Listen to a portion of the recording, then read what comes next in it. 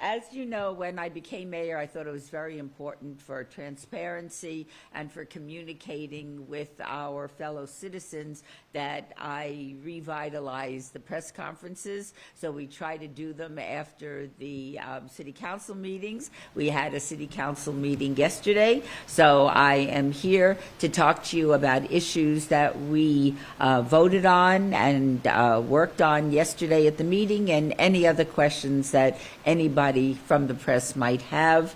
A couple of opening remarks. We have been working to pass a pet shop ban ordinance for quite a while. Yesterday was the vote. It was a 5-2 vote. The 13 pet shops that currently exist can continue to operate for 3 more years. This doesn't mean that pet shops close. It means that they can no longer sell dogs, cats, potbelly pigs, and guinea pigs at their shop. We have a very serious, as you all know, a very serious overpopulation of animals problem in this community. Our shelters are all overcrowded, having trouble accepting more pets that are dropped off, and there's a lot of suffering in the pet community. We are hoping this, along with going after backyard breeders, which the marshals continue to do on an ongoing basis, but this ban will help us manage this challenge so much better and be more humane with these pets that are abused and abandoned and treated very, very poorly. So hopefully this will make a dent in that. That was the intention, and I'm cautiously optimistic that this will happen. As another issue I want to bring up is people in this community driving very erratically and creating havoc. A few things, and let me start with red lights are not a suggestion. You need to stop. The carnage in our intersections is getting out of control, and people are being harmed and killed because of bad behavior of other drivers. You need to be careful when you're on the roads. This is a very serious problem in Southern Nevada. Murder is down, burglaries are down, almost every category of crime is down. The one that is going up and in a frightening rate are traffic accidents and fatalities. And let me reiterate, in school zones, slow down. These are children. They may or may not be paying attention, but they shouldn't have to risk their lives in order to walk to school. So I'm urging all of my fellow citizens, be careful, be cautious, go slowly when you're anywhere near a school zone, because I guarantee there are children that are walking to school, and you may very well be putting their lives in jeopardy. So the city is doing everything we can, but we also have to call upon our fellow Las Vegans to behave better, drive more carefully, drive more cautiously, so that we can protect our children. One other thing that I want to mention before I open it up to questions, and please feel free to ask me anything you like, the government shutdown. Obviously, it's impacting Las Vegas. As you know, SNAP benefits have been cut off, and the state is doing everything they can, but so is the city. So we are stepping up, trying to help people that have food insecurity.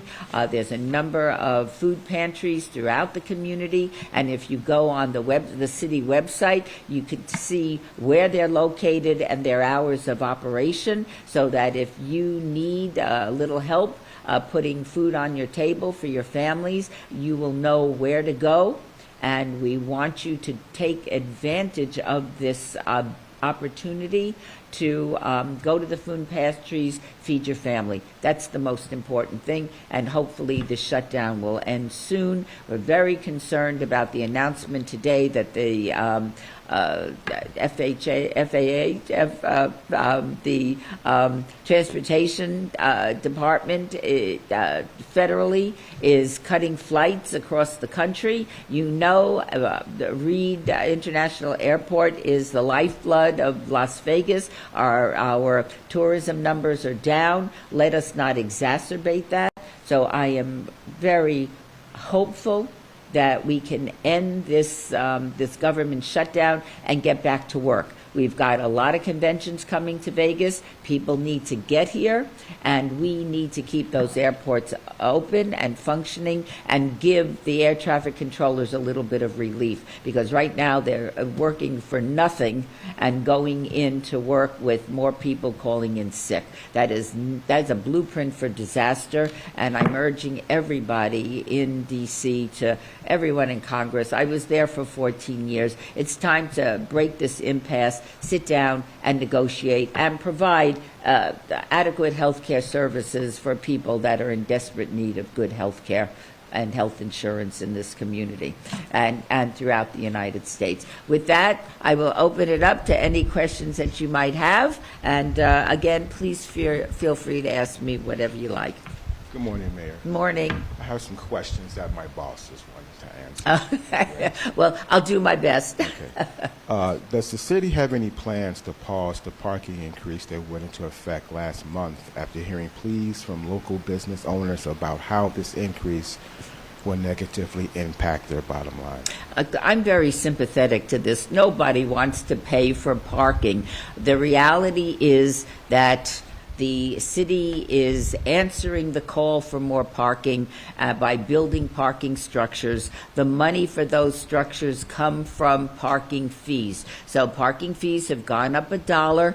There is no plan at this time to pause that or eliminate that new fee, but in the end, it's going to pay for beautiful parking structures that we all need, and particularly in the Arts District. There's something that's really frustrating, and that's driving around trying to go to a restaurant or a business and not finding any parking. So we're addressing that issue. I can say this: from 11 to 2 in the Arts District B, that there's no fee during lunchtime. So we want to attract people to come and eat at our restaurants, and there's no parking fee during those hours. In addition to that, employees that work in the Arts District and the surrounding area, they get a discount for parking, because we don't want to make it more difficult for people to work. We want to make it easier, and I know that parking fee impacts people, but we're giving the employees that work in the Arts District a break in their parking. We're not charging parking fees from 11 to 2 o'clock, and I can promise you, once we get those do I dare say big, beautiful parking structures completed, I think everybody's going to have have a nice sigh of relief and be able to utilize parking and be able to get down there so we can spend our money on the fabulous, fabulous galleries and restaurants and pubs and boutiques and everything else that is in downtown Las Vegas in the Arts District. We want people to come there. We want them to spend their money, but we also need to provide good parking for them as well. So no, there's no plan at this moment to pause the increase, $1 an hour, but we're very I'm very sensitive to the problem, and I know I feel the same way. I hate having to pay for parking, but it's a necessity. Also, let me mention this: we did a study before we implemented the $1 an hour increase, and the study showed that Las Vegas was well below what cities of our size and cities in the western United States charge for parking. So we raised ours to be comparable with others. Okay. And you touched on this, and maybe you can elaborate. What city services do the parking fees fund? Oh, primarily the parking structures that are in the process of being built. It's going to make a big difference. We are desperate for parking in downtown Las Vegas. And one more from my bosses. What is the cost of an employee parking permit, and how can someone qualify? Oh, that is a very good question, and I don't know the answer to that. Dave, do you know? I know how- our parking services folks can help with that. Okay, you know what we'll do? We will notify our parking services to contact you and give you an answer to that, because I don't know the answer and I don't want to say anything that is inaccurate. You're very welcome. Any other questions? You have me all to yourself. Anything you want to know about the mayor? I think I'm done. All right, thank you so much. Thank you so all much. very much. Appreciate it. Appreciate it. Thank you. Okay, very good.